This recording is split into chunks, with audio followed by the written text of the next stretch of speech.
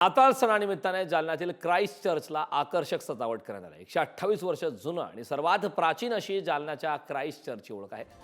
जालन्यात प्रभू येशू ख्रिस्त यांच्या जन्माचा देखावा हा आकर्षणाचा विषय ठरतो। रंगबिरंगी पताके, वेगवेगळ्या शोभेच्या आणि सजावटीच्या वस्तूंनी क्राइस्ट चर्चला सजावट देखील करण्यात आली।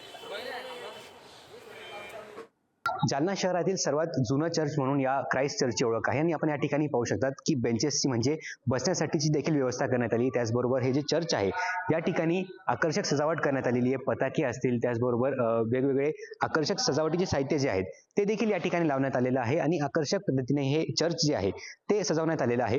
उद्या सकाळी या ठिकाणी प्रार्थना होईल आणि त्यानंतर उद्याचा जो सण आहे तो ख्रिस्ती बांधव साजरा करणार आहेत। आपण या ठिकाणी पाहू शकतात काही जे तरुण मुलं आहेत ते या ठिकाणी क्रिसमस ट्रीची देखील सजावट करताना पाहायला मिळत आहेत। आपण या ठिकाणी पाहू शकता आकर्षक पद्धतीने हे क्रिसमस ट्री जे आहे ते देखील सजवण्यात आलेलं आहे आणि हे जे चर्च आहे त्या ठिकाणी आकर्षक पद्धतीने सजावट करण्यात आलेली आहे आणि आकर्षक सजावटीचे साहित्य या ठिकाणी लावण्यात आलेलं आहे।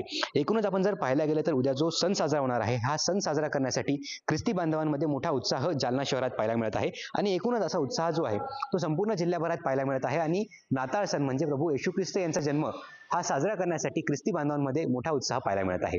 गौरव साळी, पुढारी न्यूज, जालना। नाताळ निमित्ताने वसई आणि विरारमधील चर्च आणि घरं देखील सजलेत। रंगबिरंगी लाइटिंग, स्टार आणि ख्रिसमस ट्री लावून सजावट करण्यात आली। मिनी गोवा म्हणून ओळखला जाणाऱ्या वसई तालुक्यातील नाताळची सध्या जय्यत तयारी सुरू झाली। काही तासांवर येऊन ठेपलेल्या नाताळ सणाची सर्वजण आतुरतेने वाट पाहतात। उत्सवाला अवघे काही तास उरलेले आहेत आणि जय्यत तयारी या चर्चमध्ये सुरू आहे। मी आता विरारच्या नंदाखाल चर्चमध्ये आहेत। आपल्यासोबत धर्मगुरू आपल्यासोबत आहेत। काय सांगाल, कशी तयारी सुरू आहे? नाताळची तयारीसाठी आम्हाला 4 आठवडे दिलेले असतात। ह्या 4 आठवड्यामध्ये आम्ही बाह्य तयारी करतोच, म्हणजे सगळ्या प्रकारचं डेकोरेशन्स वगैरे, परंतु आंतरिक तयारी करतो। तर आंतरिक शुद्धीकरणावरती भर दिला जातो ह्या कालखंडामध्ये आणि मग सगळ्या प्रकारचं डेकोरेशन, त्याच्यामध्ये क्रिसमस ट्री सजवली जाते, स्टार वगैरे लावले जातात सगळीकडे।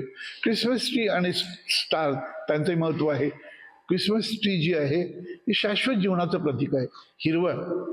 हिरवा रंग हा शाश्वत जीवनाचं प्रतीक, नवजीवनाचं प्रतीक।